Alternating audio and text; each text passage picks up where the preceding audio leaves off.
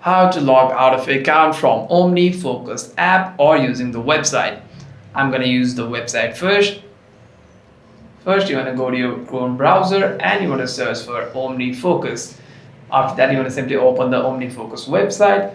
And if you're logged in onto the OmniFocus, and if you're logged in onto your account, you'll be able to see an option called 3-bar. And if you're logged in onto your account, you'll be able to see 3 bars at the top right of your screen over here. You can simply tap on that bar over there and you'll be able to see and sign up option there as well. However, if you are using the OmniFocus application, let's say this is the OmniFocus application, you want to simply tap and hold on to it and tap on app info. After that, you want to simply tap on storage and cache and clear your storage from here. By doing so, you have deleted all the user data on the OmniFocus app, leading you to also getting logged out of your account. Hope this video is helpful. Do like and subscribe.